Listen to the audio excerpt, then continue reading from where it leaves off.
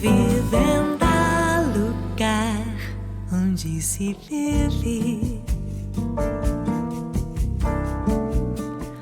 onde vive meu coração.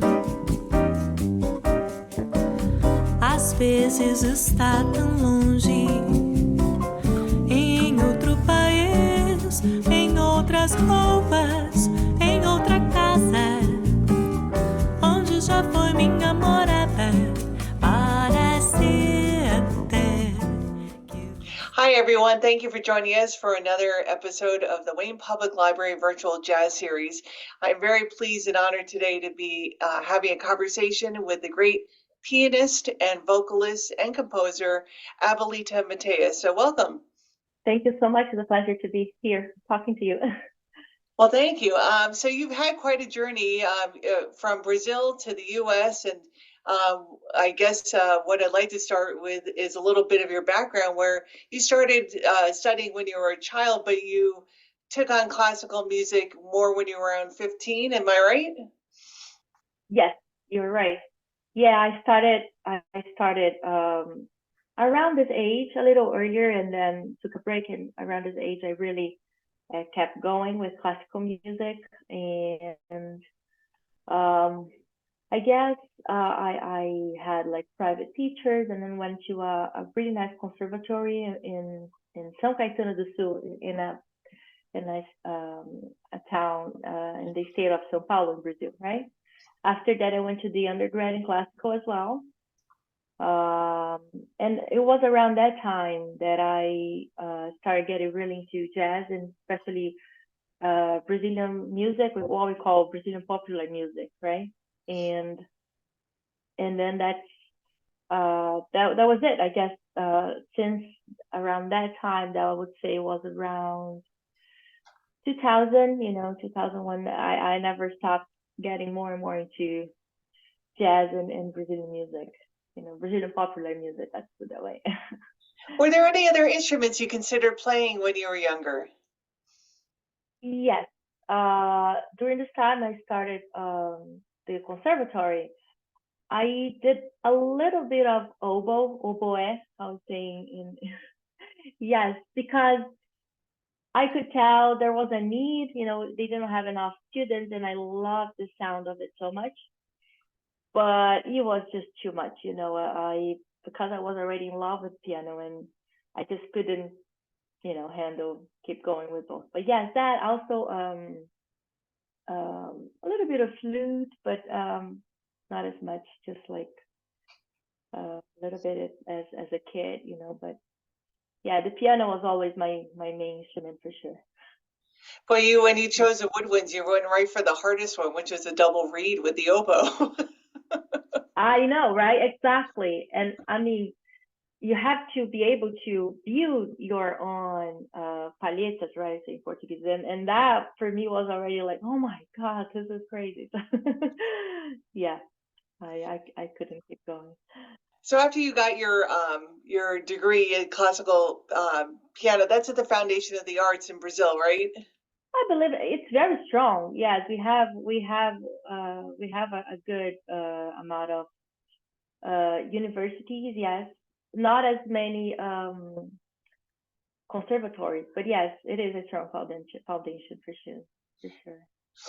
So then you were professor at and I don't speak Portuguese, so bear with me here, the Cantor University for about 5 years, where you were working as the repeater and music theory teacher.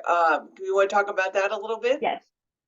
Yes, that was a very good experience. I would accompany some singers, both classical and singing Brazilian music, also jazz, right? It was a very good experience for me because I could keep going with the classical professionally, but also got more and more into accompanying the singers, and that honestly helped me on what I do today, which is accompany myself singing Brazilian music, because that was actually new for me at that time, and I loved it, And teaching theory was also very good. I love teaching, honestly speaking, and I had this class that was like were like more like beginners, meaning students that wanted to be able to to to go to the program later, right? But they had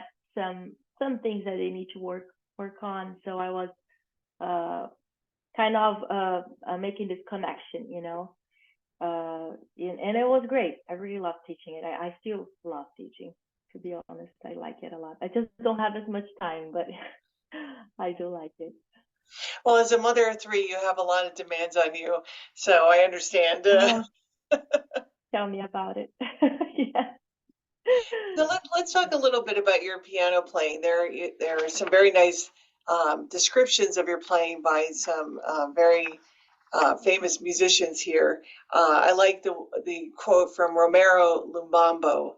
Her piano artistry is remarkable, and she's a talented composer and vocalist. Abelita's intelligence and heart are also expressed through her music. And bassist John Lee expressed Abelita's musicality is both delicate and thundering. And I love that description, to be uh, diverse, to bring both those to the table, so to speak, and have it balanced and also pronounced. They are very generous, this two musicians you've mentioned are so special. Like John Lee, he has been almost like a father for me. Here in the United States, he has helped me so much.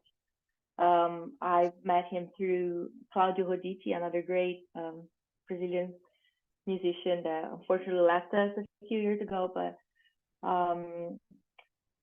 yeah, I feel and Homero, I got the wonderful opportunity of having him producing my album, right? One of them, and also helping. He helped with both, and his energy, also the energy he put in it was so amazing.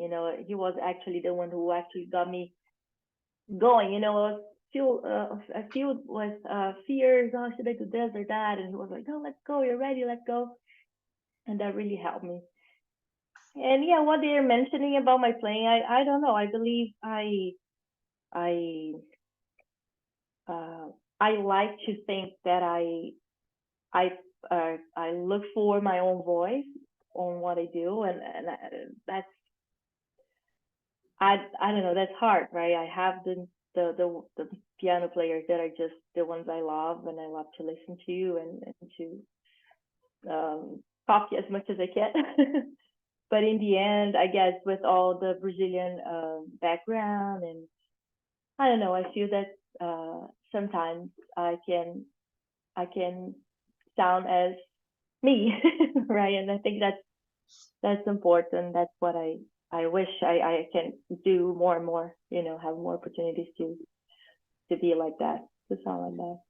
It's a challenge, isn't it? Where you have your heroes and you have those who are influencing your playing based on what you enjoy of their work, and you want to emulate them, but you also don't want to emulate them because it's important for each musician to find their own voice. And do you find that to be challenging?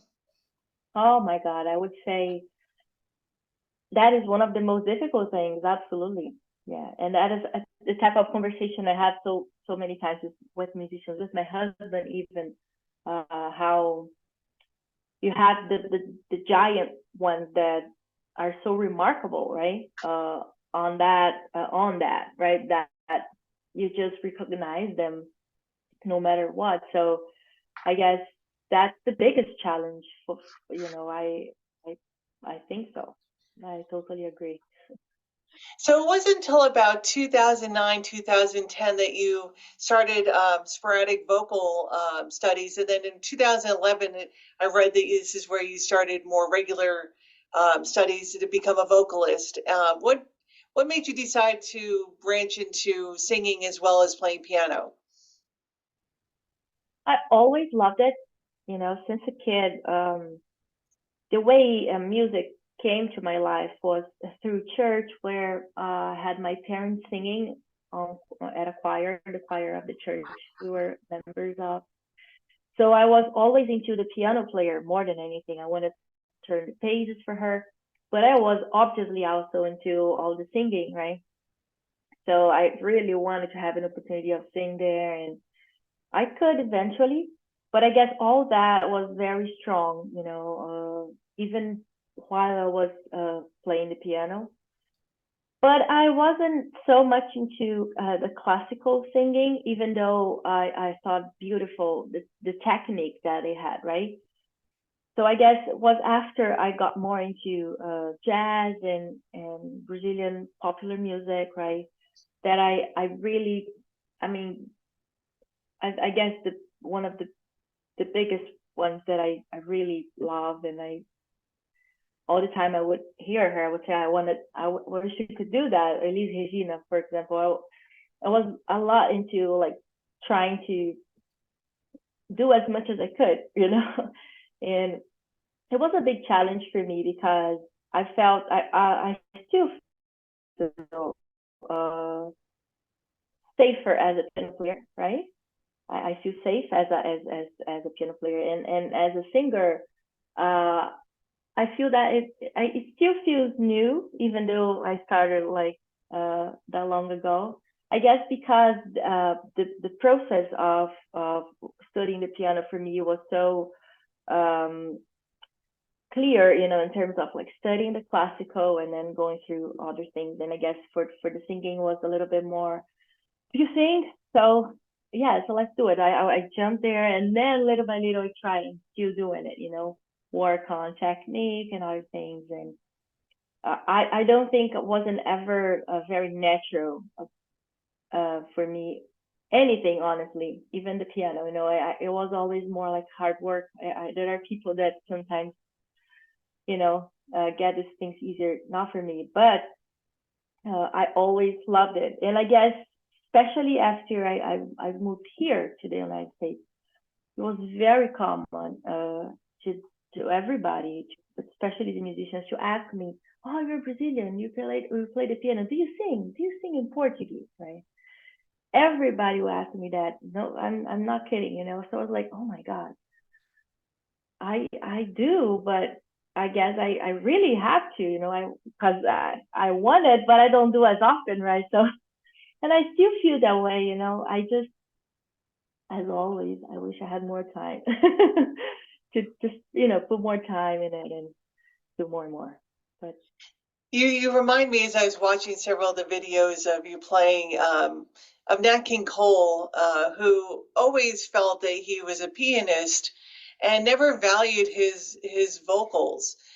He oh, really enjoyed playing piano more and was kind of pushed into being a vocalist, which that voice is a gift from God. I But know exactly. one of the talents that he had was his great enunciation. And that is something else that I noticed with your singing. Now, granted, I don't speak Portuguese, but you have a great enunciation, which is not always easy to do. And there's an article I found from the World Music Reporters written by Raul de Gama, and this is a based in Toronto. And he wrote in this review of one of your albums. This is because Abelita Mateus seems to have a voice born to enunciate the lyric in a palpably minor mode, even when she is singing in a major key. She probably does so by letting the words and the music speak to the deepest recesses to her heart, in her heart, where the blood and the nerves mix together. And that's the beauty of a great vocalist is expression, right? So I see Absolutely. what he's trying to say, but is there anything else you'd like to add to what you bring as a vocalist? Yes, I believe there are all the technical things, right, of like feeling comfortable with the song. I feel that the more I know the song and all the aspects I could, and especially understanding what it means to me to sing that song. I guess when I get to that point, that's when I feel more comfortable, right? And it's funny that you asked that because I usually play and sing, there are so many things I'm into, right? I'm thinking about the melody, harmony, and so many things going on. And I guess so that's what I mean. Like if when I can combine all these things into one state of mind where I'm very comfortable with it all, that's when I I feel that I sing better. you know. So it's funny. I would have to think more about it, but I really appreciate the what you just read. And I play very poor piano, and the idea of trying to sing on top of it would be like tapping my head and rubbing my belly. Like I just don't know how if people have that coordination to do it all. And so, and you're not only playing, you know, it, you're not only playing an instrument that requires one key, you're playing an instrument, which is piano, with two hands. So there's quite a lot going on. You're kind of juggling three balls, so to speak, and then adding in the singing to be expressive and add in harmonies. Like, I just don't know how you do it. I understand what you mean, and it's interesting that you're mentioning that because sometimes because that's what I'm more used to, meaning that's what I've been doing. That's how I built it, right? First, it's being a piano player, and then like adding the singing. I feel more uncomfortable when I'm not playing. It's interesting, because I got so used to it that it's like if I'm helping myself. If I play, which I know, if I had more opportunities of this thing, I probably would feel different after a little while, because then I would be able to put all my attention on singing, right? But as I don't as much, so I feel comfortable playing and singing it. So it's all about doing it more and more, having more opportunities. You have such a beautiful voice. Is your range an alto? I I feel so. I believe so, and I feel like that more and more. Like lately, that's how I've been feeling. Even though I'm trying to get stronger in higher registers, but I feel that my voice is getting more and more like. So one of the things I want to talk about is the fact that you moved here in around 2012 and started to attend the Master's Jazz program at William Patterson University, which is, of course, right here in Wayne. What made you decide on William Patterson? I know that it was a recommendation by Maria Schneider to you, but she also probably recommended a couple others to you as well. Yeah, she did. What made me decide, honestly, was how great Dr. Dempsey communicated with me. He was wonderful. I was working so hard and saving money for a little while in Brazil, and I was accepted as well. And I was at the end. These were the two ones I was, thinking about. Queen's College was more affordable, but Dr. Dempsey, he ended up like convincing me to come to William Patterson, saying, "Which I can't promise a scholarship, but I strongly believe you have a good chance of getting it. You are a hard work person, and so and that's what I did. I came and I had savings for one semester, and then after one semester I got the scholarship and I could finish the other 3 semesters. So it was great. And it was because of him, honestly, that I made the final decision. I'm very thankful for him. Dr. Dempsey is a wonderful man and really helped me and gave me the support to start this interview program that began in the pandemic. So I'm also very grateful to him. So when you studied, awesome. That's awesome. Yeah, you had the opportunity to study under Mulgrew Miller, which is, I think, probably that must have been wonderful. Yes, that was, again, one of the best experience there at William Patterson. His strength. I would say just when he would enter the classroom, like his presence. was already strong, not mentioning when he would sit down and play, to see all that so close was, I would say, the strongest experience I've had, with a teacher. I had the opportunity to record him and record him saying a few things as well. And I have all these recordings. It's something that I actually have plans for the future to like work with this material, and bring it to the library at William Patterson. I still couldn't because my life, got into other ways. But yes, it was absolutely great, to have this opportunity and to work with him. Absolutely. He's sorely missed, and I know that he brought so much to the program, and now the program is benefited by Bill Charlap as director. It's really wonderful what he's also been able to bring. So, but let's talk a little bit about your first album, which was your debut in 2017, called Vivenda. And that was co-produced, and it features Romero Lumbambo.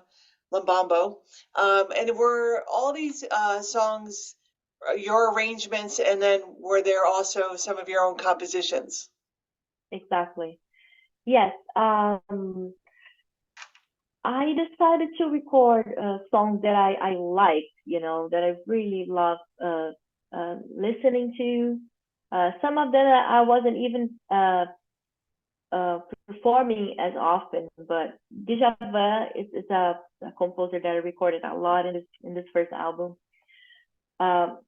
I guess the reason why I did it, besides I love him so much, or all his music, it's funny, in this period here, in this first years here, I guess I even mentioned that I wrote that in the description inside of the album, that this experience as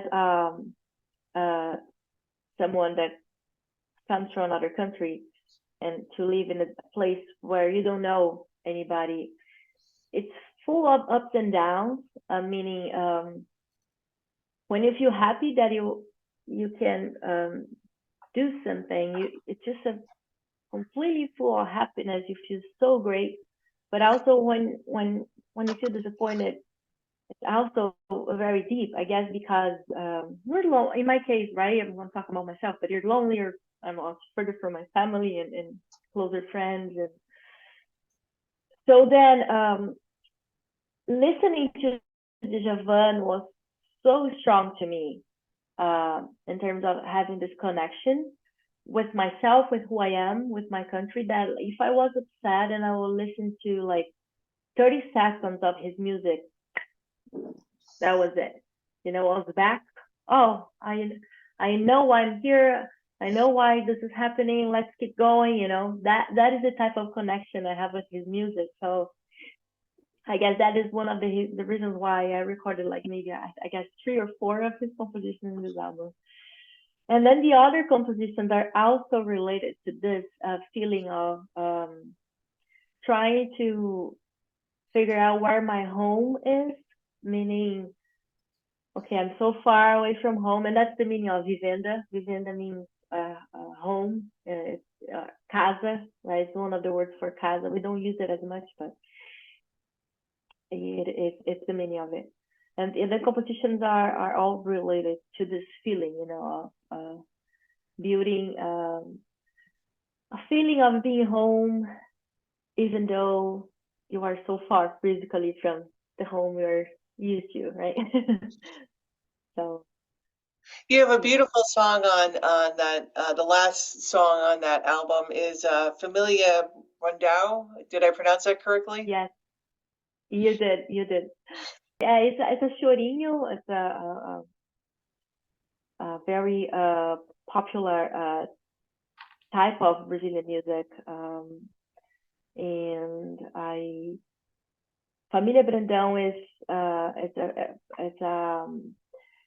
my mom's side of the family. It's called Brandão, right? My last name is Brandão Mateus, and it was a tribute to her side of the family. The family is a huge family from Bahia, and was a tribute to them, you know. But the genre chorinho is it's not a genre that I'm so familiar with in terms of like knowing lots of the compositions, but I think it's so beautiful, and for some reason when I sat down to compose, that's what came up, you know, a chorinho. I was like, okay, so let's go for it, let's do it. Do you enjoy composing in unusual time signatures, or do you find yourself saying either with a 4/4 or 3/4 time signature? I guess it depends on what I'm into, what I'm listening at the time I'm composing, you know. Usually it's very easy to come to have like 4/4 or even 2/4 ideas because of Brazilian, because of samba, right? It's very natural, right? But especially the first years I was here, I was listening a lot to Maria Schneider and other composers that are more modern, right? And then because of that, I was also into trying a little bit of it, you know. But it's not as natural, you know. If you talk about what is more natural to me, it's definitely 4/4 songs. And it's interesting how at that time as well, I was way more into like listening to this different ideas, harmonic and time as well, ideas. And these days now, at this phase that I am right now, I am looking for more simplicity. I don't know why, but that's maybe, I guess maybe because I'm dealing so much with like regular things that you have to do in a day to you know, taking care of your kids and your house, and that, you know, it's interesting how I look for peaceful, easy things, and that is happening with my music as well. Very interesting.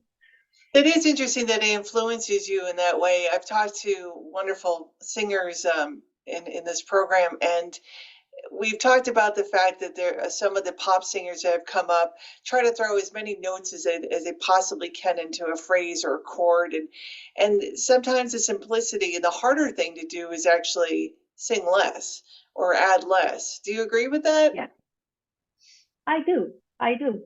Yeah. At this moment, I guess I am trying to work on that towards my improvisation more than anything, where I'm trying to think about what are the phrases that I really love, that I think that are sometimes simple but so effective, right? Instead of like bringing so much to it that when I listen to it later, it's not as effective to me, you know. So I guess for composition it's the same way, you know. Less is more, you know, many times. But I also think that this is related to the moment of your life and what you want to say, you know. Sometimes I believe that is not enough, you know, depending on who you are and what you want to say, right? That simplicity is not enough. So and I respect that as well. There are many things that I like that are not simple, but these days that's what I've been looking for, you know, more often. When you're composing a song, are you already thinking, okay, this is going to be performed in a trio or a quartet or quintet or a big band? And are you already envisioning what instruments you're going to have perform it? No. I guess let's say if I am specifically doing something that was required to me, you know, and I don't have as many situations like that, yes, because that I know what is the goal, right? But usually no, I'm just thinking about a melody and a harmony that I like, and then eventually that will, you know, bring to some other ways, you know, of finishing the composition. But yeah, I don't think I think about it before. At least at this point, I still didn't. Let's see how it goes for the next opportunities. But if I really think about it, yeah, I was more connected to the ideas, to the melodic ideas, and then little by little, I thought, oh, this would sound well with this instrument, and maybe I can bring that other instrument, and you know, arrange it a little different. Yes.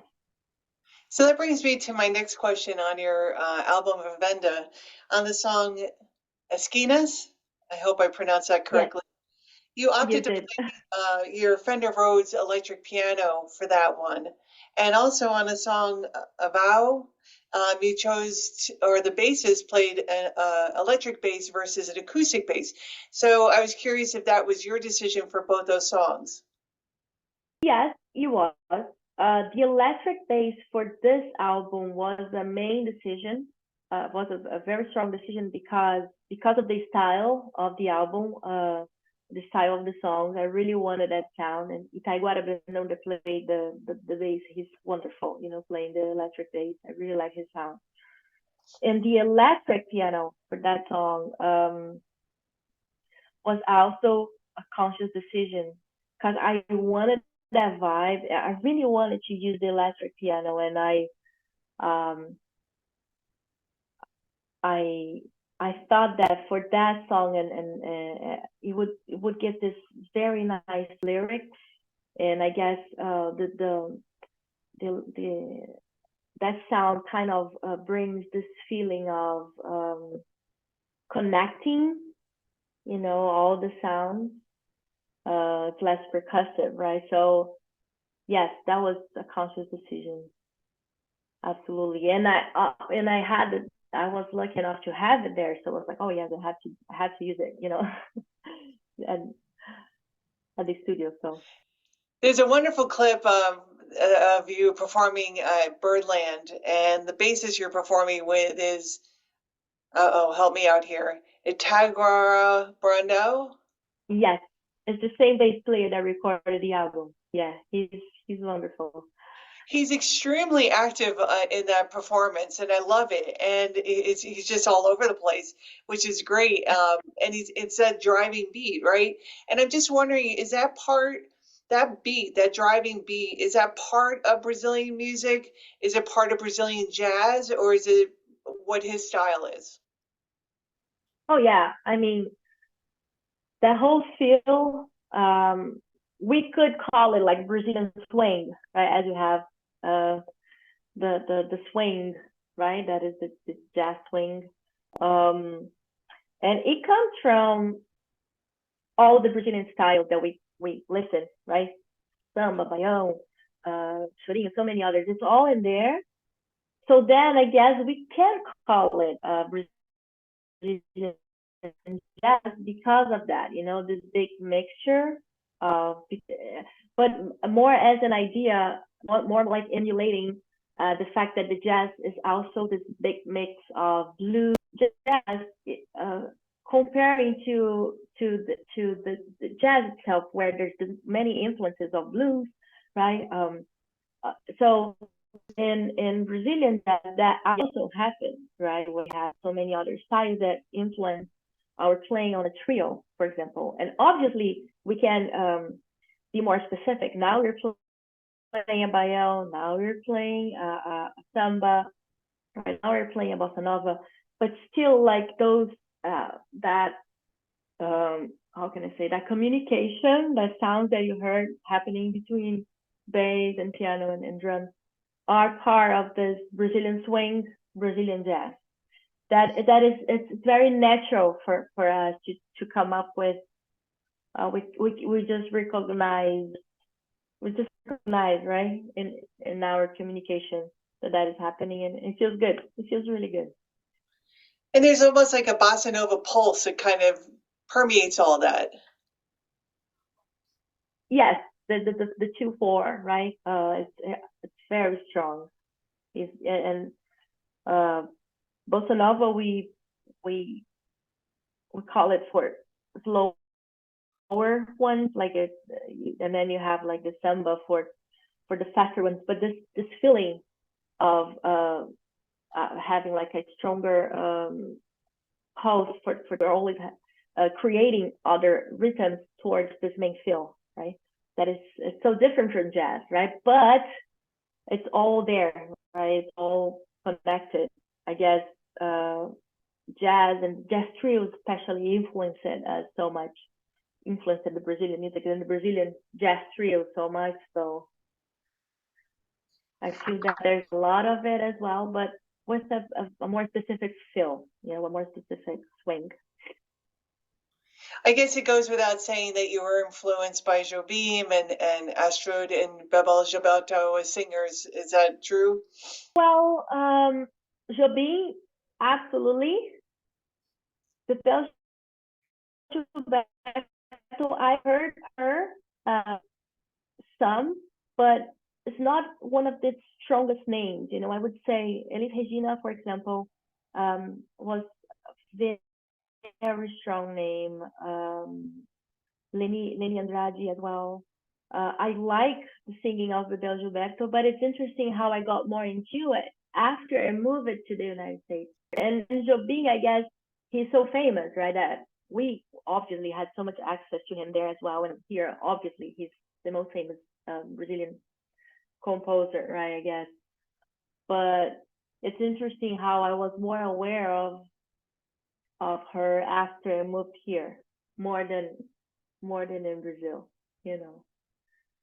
So I have a notation that in 2011, I believe, is when you and the band you were working with were invited to perform at the Montreux Jazz Festival in Switzerland. What was that like? Absolutely wonderful, because that was was one of my first experience actually traveling abroad, right, out of Brazil. Was one of the first, and to a place that was unbelievable to me, right? I mean, just to see that place and to see that festival was just fantastic. And to have the opportunity to play with a Brazilian big band and play our music was also very, very good, you know. And for me, it was extra special because I was planning already on moving to the United States, right? Things were not 100% decided, but for me, it was like a nice closure, you know, for this time that I had been playing with this big band. Was amazing, you know, to have that opportunity at that time. Very, very, very good. I haven't been back, by the way, to that specific festival. I would love to. It was very, very good. It was a very good start. We'll have to talk to John Lee about making sure that happens. Exactly. John, please. Well, I'm happy to announce that on September 19th, you will be performing the Abelita Mateus Quartet with John Lee as bassist, Carl Latham as drummer, and Alton Senkelar as trombonist. And I'm really excited. It's Tuesday night at 7, which will be recorded as well and available on our YouTube page. So I'm really, really excited. You have been playing with John Lee for quite a while now. And in fact, he performed here in June with a trio. But you're part of the Dizzy Gillespie All-Star Band. How did that come about? Oh, that was such a wonderful opportunity. I've met John through Claudio, as I've mentioned, and he came to my final recital by William Patterson, actually. He watched, right, the concert, and after that, a little after that, he invited me to be part of the Latin band, right? And sometimes I play with the other bands. I have had the opportunity to play with the other bands as well. But the Latin band is the one I play more often. And it's just wonderful to have the opportunity to play with him and with the other musicians that are part of the band. And he has so much experience of like being in so many different stages and bring like a really good performance, right? I've learned so much in terms of like being able to understand that and doing it. And in terms of opportunities here and in other countries, I guess John has been just really great, you know, to me at this time where I was ending the undergrad and deciding if I would stay, keep going, or go back to Brazil. The fact that we met and he invited me to this band also helped me so much with this transition, you know, of having my visa renewed. And so, I mean, I'm very, very grateful for it. And the experience has been great. And we're still going, right? Well, we have a few dates coming, and we had the pandemic that was quite scary. We had so many cancellations, right? But little by little, it's coming back and it's getting stronger. So I'm very, very grateful for the great opportunity. So this is a Dizzy Gillespie Afro-Cuban experience, correct? Yes, yes. He changed the name. I believe so. Now he's calling Latin experience, just because he's trying to bring not only the Afro-Latin, but also some Brazilian, some other countries' music that are more like considered like Latinos, right? To it. So, but for a long time we called it Afro-Latin experience, and yeah, it's an amazing opportunity. So you guys recently, I believe at the end of July, you performed at the Blue Note in New York City, and then I believe you're playing there again in November, and you have some wonderful dates coming up as well with the Savannah Jazz Festival and the South Jersey Jazz Festival in November. So that's really exciting to me. It is. It's very exciting. It's very exciting. And I'm just looking forward to it, you know. And let's see, little by little, we're getting more and more opportunities. And it's interesting that you mentioned that, because a little before pandemic, I was mentioning that my first daughter, my oldest daughter, was born a little before and then during pandemic, I had two other girls, right, like born in 2020 and 2022. So for me, like, it brings this feel of transition, because I'm dealing with this new reality of being with them, or having them. Of course, I will be my family, but as well being back playing more often, right, with this band and with also my own trio, the things I'm building. And I'm bringing this up because you just mentioned this date this year, right? And I'm so happy about it, and I hope we're gonna get more. And then it's funny because this other side in my mind is like, okay, I just hope you can handle it, you know? In terms of like the reality of my life right now and everything else I'm dealing with. So. Well, aside from performing with the Dizzy Gillespie Band, you also have your own trio that you perform with, and you're also a teacher. So you are juggling, again, many different things, whether it's piano and singing, or whether it's your different avenues of performing and teaching. So again, you're like a Wonder Woman to me. I appreciate that. I appreciate it. So there's a wonderful clip on one of the performances where you finish up a song and you're introducing everybody in the band, and I believe it's your oldest daughter, Isabella, makes a comment of her own sound after you announce, and it's just lovely to see. Yes, she was in the audience, and then I heard her voice. I go, oh, I recognize that. Yes, yes. I guess that was my last concert before pandemic. The very last one was January, right? January 2020. Yeah, the pandemic was already happening, you know, and we in Brazil, that was in Brazil, we were to like, what's going on? Did you hear about that? You know, and then I still like came back to the United States. After a few weeks, that was it. So it's a very remarkable